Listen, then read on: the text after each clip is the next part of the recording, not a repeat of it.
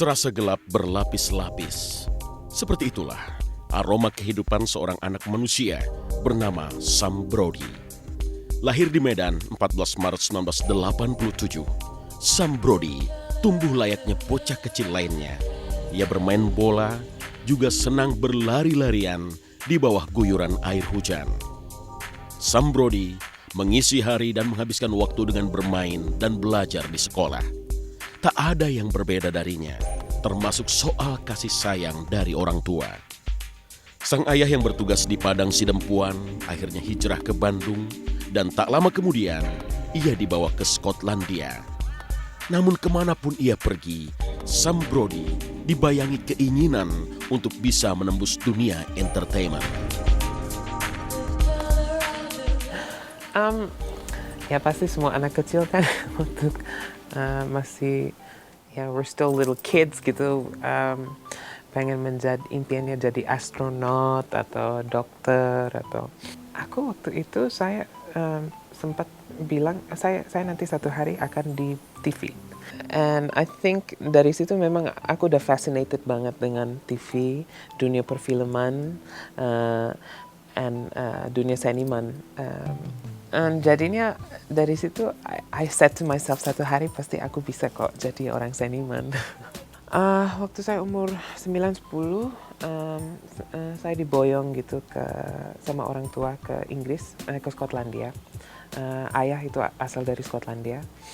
Dan memang pindah dari Padang Sidempuan ke Bandung, tiba-tiba diboyong ke negara lain gitu. Itu udah it's a very big change. Waktu aku masuk ke sekolah umum di sana, memang saya udah basicnya anak pendiam. Masuk ke sekolah di negeri orang lain juga, itu langsung aku merasa kayak I'm the thumb sticking out because I had black hair. And aku selama tinggal di Indonesia dipanggil bule. Saya masuk ke Skotlandia, saya dipanggil orang Asia gitu. Cerita kanak-kanak Sam Brody diwarnai berbagai kisah kelam. Ia sering dibuli rekan-rekannya di sekolah. Sampai akhirnya Sam Brody mengalami peristiwa tak senonoh karena diincar pria pedofilia.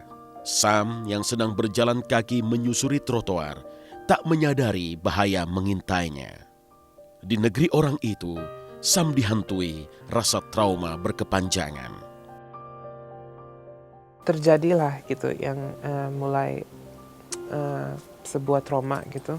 Karena saya dibully di sekolah, jadinya guru-guru di sana ambil keputusan Sam itu harus berangkat 15 menit duluan. Pas misalnya sekolah selesai jam 3, aku pulang jam 2.45 supaya dapat 15 menit lebih cepat untuk pulang, karena kadang-kadang anak suka pukul-pukul aku atau sempat juga diikat di pohon sama anak-anak di sekolah. Setiap hari aku kan jalan kaki. Dulunya kan suka diantar sama mama gitu, cuman karena saya kasihan buat mama. Mama sebagai orang Asia juga dan dia tidak bisa bahasa Inggris dengan fasih. Dan memang aku mungkin target juga gitu buat orang pedophile gitu. Karena aku sempat jalan pulang dan ada seorang pria gitu yang suka jalan sama anjingnya gitu. Dan awalnya itu mulai dari dia cuman samperin ke aku dan dia nanya, kamu dari mana, mau kemana gitu. Dan aku always remembered mama papa itu selalu kasih tahu kalau ada orang yang coba ngomong ke kamu nggak usah ngomong, bilang sorry, I don't speak to strangers. And aku cepat-cepat lari pulang gitu.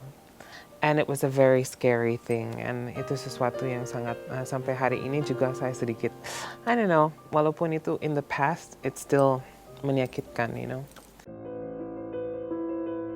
Sam Brody tak ingin terus dihantui trauma, karena setiap memandang pria, ia dihantui rasa cemas, takut, dan gelisah. Kebetulan, Sam memiliki seorang teman. Tanpa disadari, Sam menceritakan tentang trauma yang dialaminya. Dari sinilah sang teman menceritakan hal itu kepada keluarga. Namun apa yang terjadi? Ucapan bocah polos dan lugu itu tentang pelecehan dianggap sepi-sepi saja. Situasi malah berbalik hingga membuat Sam Brody terpojok. Ia dianggap berbohong. Aku curhat sama dia, suka ngomong semua gitu tentang semua yang kejadian di hidup aku. Mungkin karena saya terlalu percaya sama dia kali. Dan dia sempat saya main di rumahnya dia. Dan omnya dia datang ke rumah mau jemput dia, bawa dia ke bioskop. Dan dia bilang, oh my uncle's here to pick me up, I'm so happy gitu. Dan orang itu yang melakukan pelecehan seksual aku, yang memperkosa aku, itu juga saya panggil dia uncle. Dan saya langsung, oh kamu juga punya uncle ya. Dan di situ saya mungkin saya pikir, oh dia juga punya uncle yang melakukan hal-hal yang saya dapat juga. Jadinya di situ saya terbuka. Oh my God, you have an uncle juga. Yeah, my uncle does this. Aku cerita semua sampai dia kaget. Dan pas dia kaget, saya baru sadar, oh dia ini mungkin salah. Dia sampai, siapa? Who's doing this to you? Dia sampai saya minta, begging her, please don't tell anyone gitu. Tapi akhirnya dia ngomong ke mamanya ngomong ke bapaknya lapor ke sekolah lapor ke polisi. Akhirnya polisi langsung datangin aku di sekolah, saya ditarik dari kelas. Dan sampai aku diinterogasi gitu sama polisi, sama ada orang social worker. Dan sampai diantar pulang, di rumah juga udah ada polisi duluan di rumah interview mama papa. Dan waktu saat itu saya kan waktu masih interview sama polisi, waktu pulang itu papa sampai dia nggak percaya sama aku, papa itu pukul-pukul aku di depan polisi. Dan di sana itu sangat nggak bisa diterima. Akhirnya papa sendiri yang dibawa sama polisi gitu, gara-gara pukul aku di depan social workers, polisi. Dan mama itu cuma duduk diam, nangis gitu. Akhirnya saya disuruh ambil baju, seberapa baju katanya cuma nginep semalam. Dan saya dibawa sama orang social workers, dimasukin ke sebuah kayak tempat kos-kosan gitu, tapi khususnya untuk anak yang tidak punya orang tua. Setelah 2 malam, saya nanya kenapa saya nggak boleh pulang gitu. Dan akhirnya ada surat yang masuk dari keluarga bahwa papa itu udah tanda tangan, udah kasih release form, dia udah nggak mau tanggung jawab buat aku lagi. Sam yang tinggal di sebuah panti akhirnya dibiarkan hidup sendirian di sana. Ayah dan ibunya mendadak menjauh darinya. Sang ayah yang berasal dari Skotlandia benar-benar menelantarkan Sam hingga berhari-hari di panti. Sam dibiarkan tergigit sepi. Udah lewat dari 2 minggu gitu, aku sampai udah coba main kabur gitu, saya mau pulang. Saya nanya kenapa mama itu nggak jemput aku, dan setiap hari dikasih alasan, oh ya nanti besok ya, someone's gonna come and pick you up gitu. Setahun lewat gitu, pas Natalan gitu sedih gitu, karena kangen mama. Dan walaupun ya papa suka main kasar gitu, ya kangen ya sama keluarga. And after I think it was 1.5 years, 1,5 tahun, aku masih di situ di sebuah yayasan gitu kayak yatim.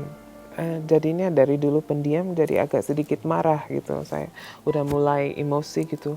Kenapa keluarga aku sampai nggak mau aku gitu? Kenapa nggak ada hubungan? Kenapa nggak ada kontak?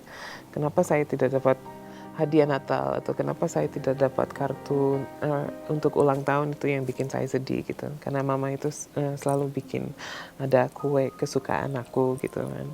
It's very sad, you know. And sampai anak-anak yang di tempat itu ya memang dikasih tempat tinggal baru gitu.